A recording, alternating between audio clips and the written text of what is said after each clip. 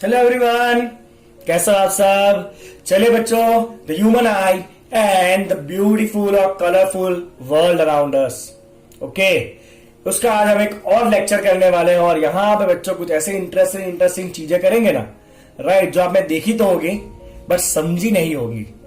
पता तो है आपको ऐसे होता है, बट कभी सोचा नहीं है क्यों होता है। ओके, तो वही सारी चीजें आज हम डिस्कशन करने वाले हैं रिगार्डिंग द लाइट में रह के अपने को काम करना है। ओके, चलिए बच्चों, तो सबसे पहले हम बात करेंगे about the atmospheric refraction.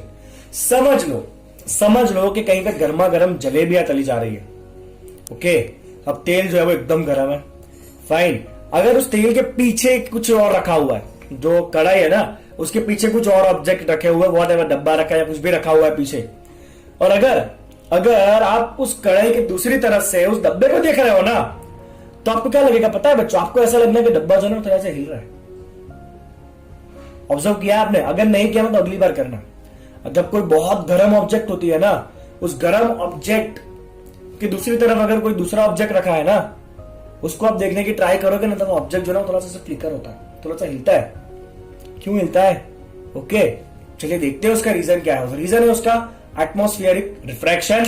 Let's see that you might have observed the apparent random wavering, or you can say flickering of the objects seen through the turbulent stream of hot air rising above a fire or radiator।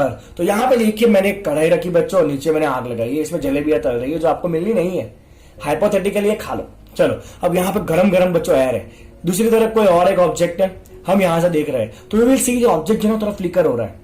Okay, चलिए उसका reason देखते हैं। Reason क्या है? Simple सा reason है, मैंने यहां पे मेंशन कर लिया है। चलिए, यहां पे जो भी एयर है बच्चों, यहां पे एकदम गरम गरम अपने पास आग लगाई है, अब मैंने तेल गरम गरम है, तो उसके साथ में यहां पे जो एयर है बच्चों, ऑब्वियसली एयर कैसा होगा? हॉट होगा।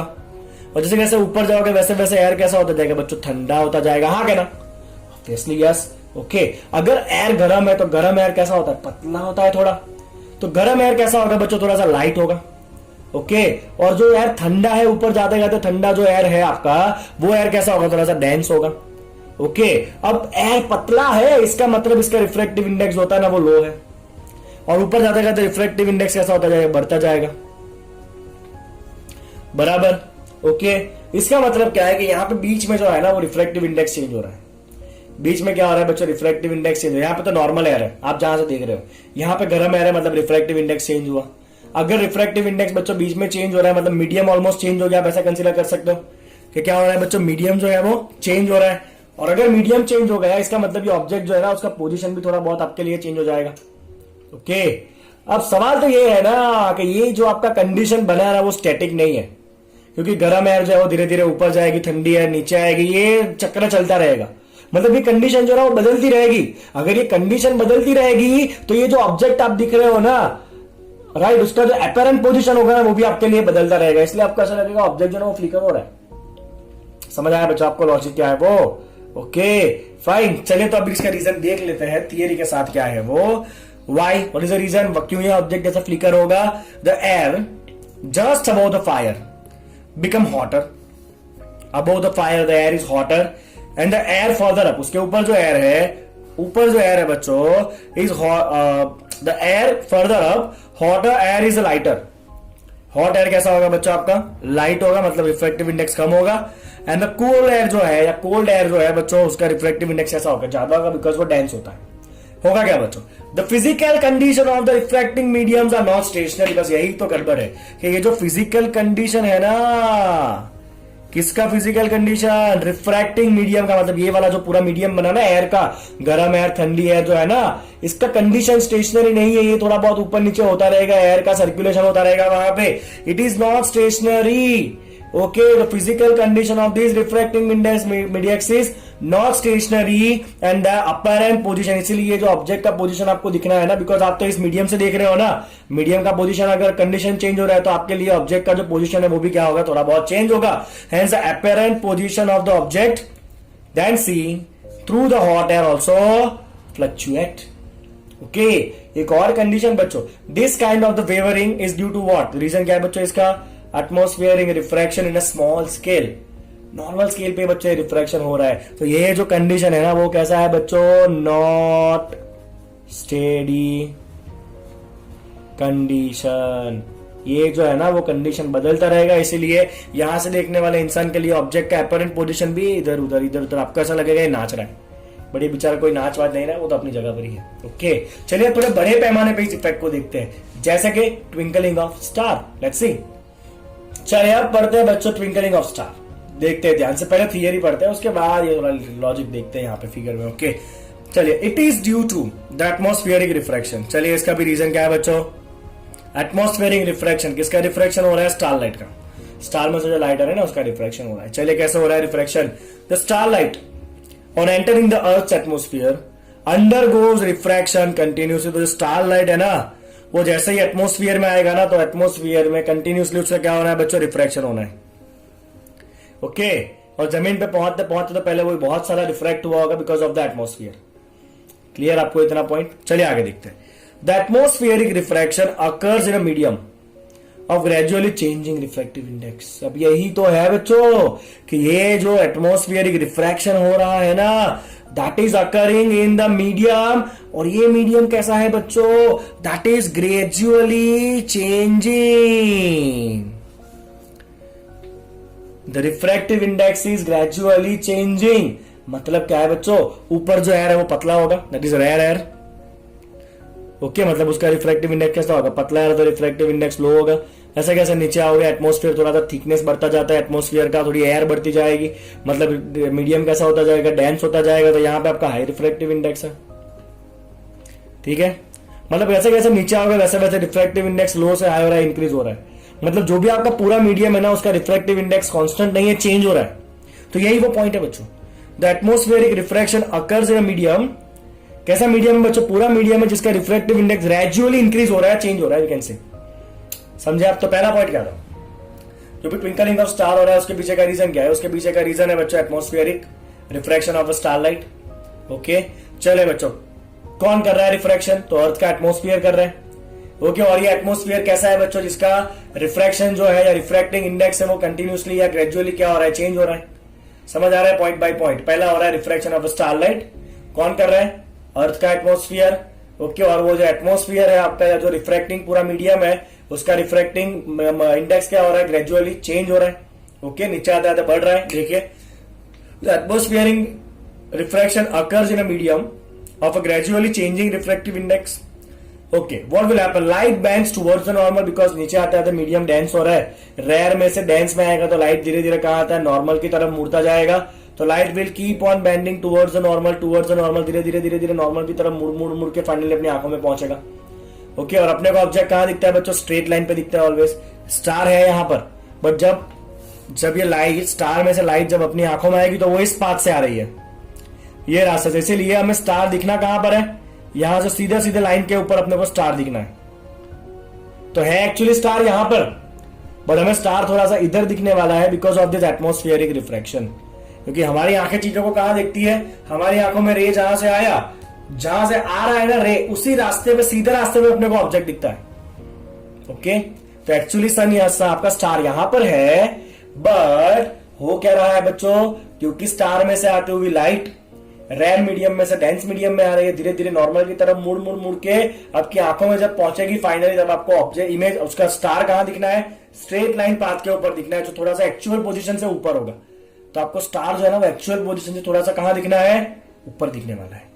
लॉजिक क्लियर हुआ, समझ आया आपको इतना। देखिए बच्चों अब क्या है यहाँ पे, light bends towards the normal and hence apparent position of a star is slightly different, that is little higher.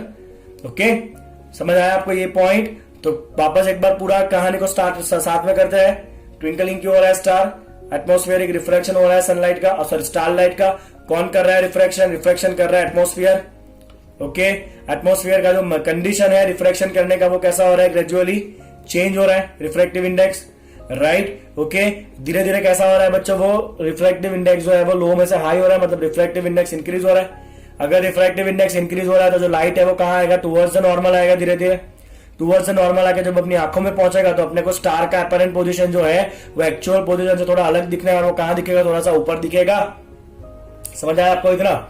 चलिए अब कंडीशन क्या है कि ये जो पूरा का पूरा एटमॉस्फेयर है ना उसका कभी भी कंडीशन सेम रहता नहीं है, वो तो चेंज होता रहेगा कंटिन्यूसली। टाइम के साथ ये कैसा होता रहेगा बच्चों, चेंज होता रहेगा। मतलब यहाँ पे जो भी कंडीशन है ना वो कंटिन्यूसली वेरी हो रहा है। अगर ये पूरा कंडीशन जो है आपका वो वेरी होते जा रहा है टाइम के साथ, मतलब ये स्टार का अपरेंट पोजीशन भी चेंज होता जाएगा। तो अगर स्टार का पोजीशन चेंज हो रहा है, अभी यहाँ पर इधर आएगा इधर आएगा इधर आएगा, तो अपने को क्या लगना है कि स्टार जो है वो क्या हो रहा है, ट्विंकल हो रहा है। क्योंकि अपने हमारे लिए जो स्टार में से आती हुई लाइट है ना उसकी इंटेंसिटी बदलती हुई लगेगी हमें, क्योंकि स्टार का पोजीशन चेंज होता रहेगा हमारे लिए। एक्चुअली स्टार तो अपनी जगह पर ही है, बट क्योंकि बीच में जो एटमोस्फेयर है उसका कंडीशन बदलता रहेगा, इसलिए स्टार का जो पोजीशन हमें दिख रहा है वो भी बदलता रहेगा। ओके, देखिए, as the physical condition of the earth atmosphere is not steady. तो मैं इस पॉइंट को ना बच्चों अलग से हाईलाइट करने वाला हूं, ये पॉइंट कि जो फिजिकल कंडीशन है ना पूरा, ये फिजिकल कंडीशन जो है वो स्टेडी नहीं है। तो मैं यहां पे बच्चों लिखने वाला हूं नॉन स्टेडी फिजिकल कंडीशन।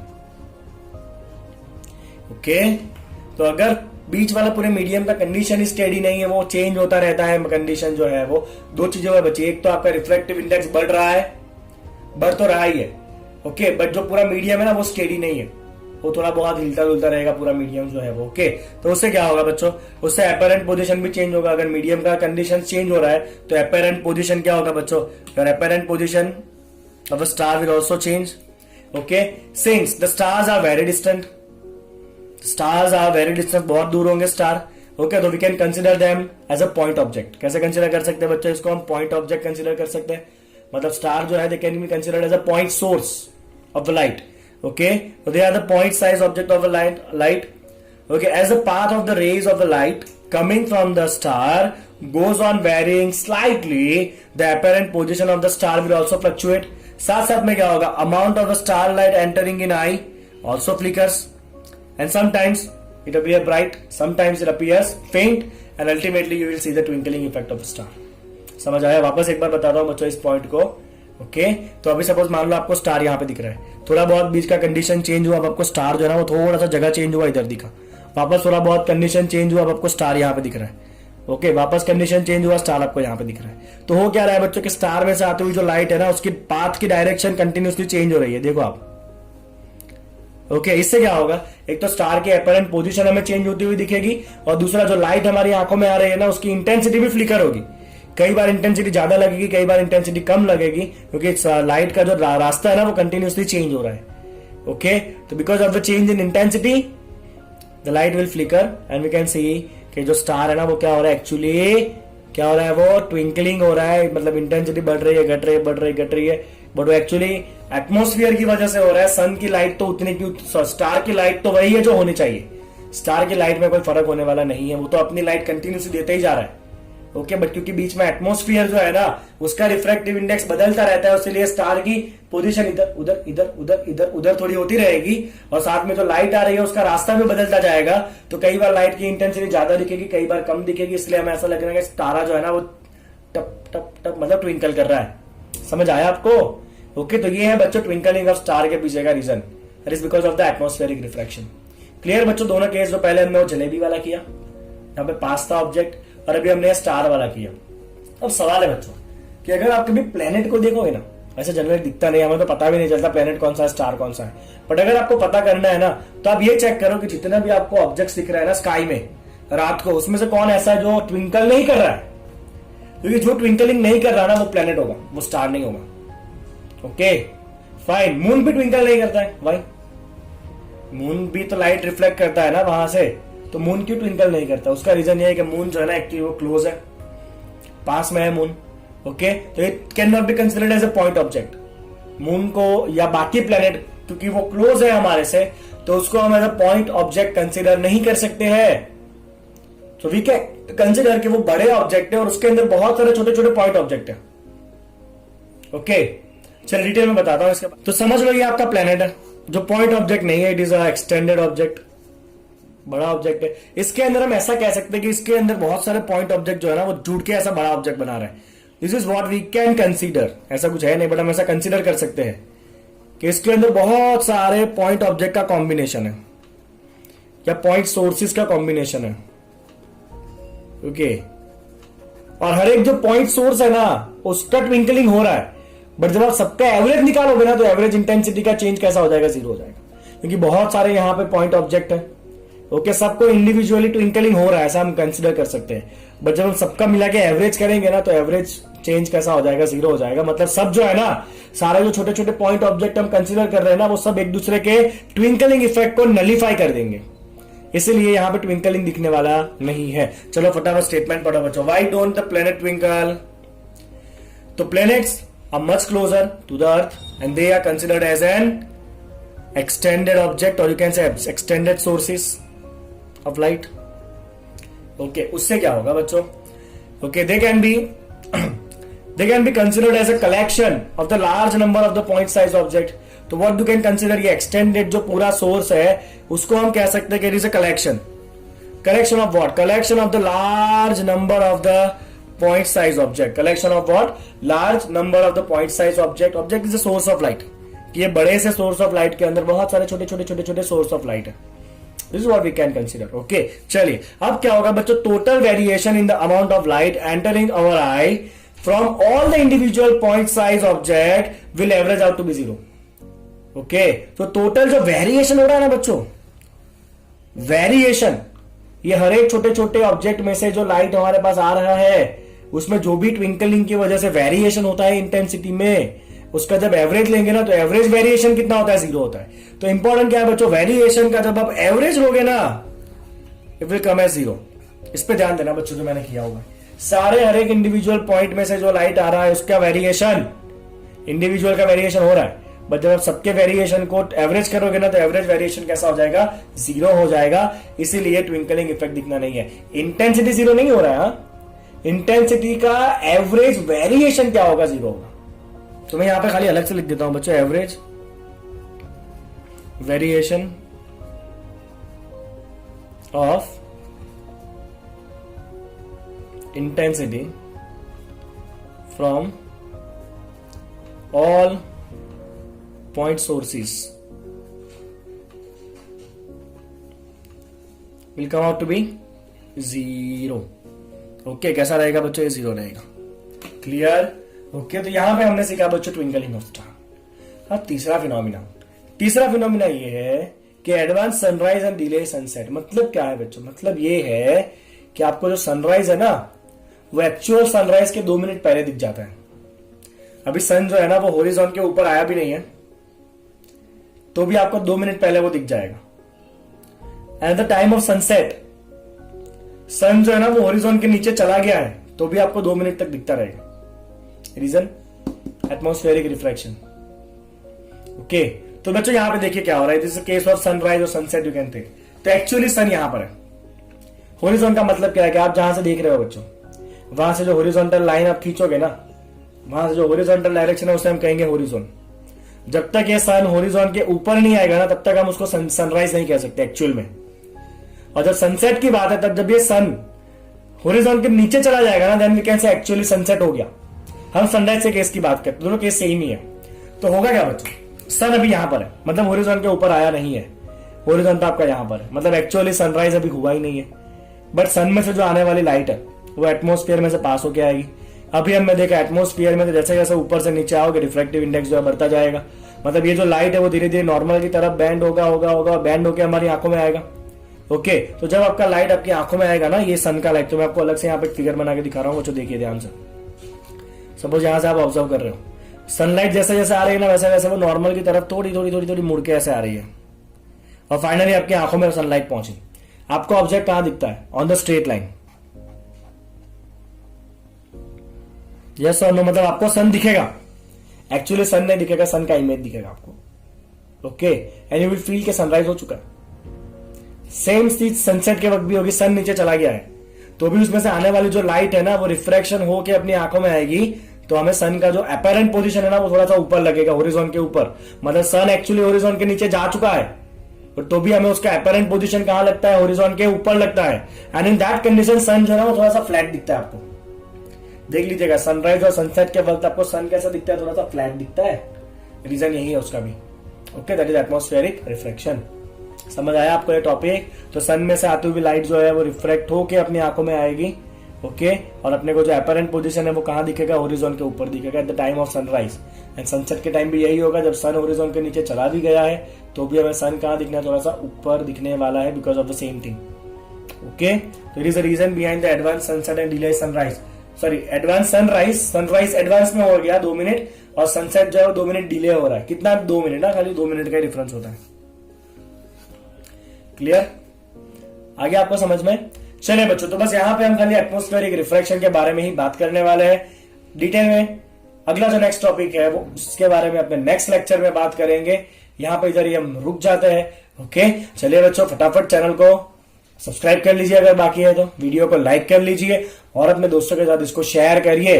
जैसा मैंने कहा था, इतना अच्छा कंटेंट, इतना डिटेल में एक्सप्लेनेशन, इतना प्रॉपरली लिखा हुआ नोट्स यूट्यूब पे आपको मिलने वाला नहीं है। ओके, चलिए बाय।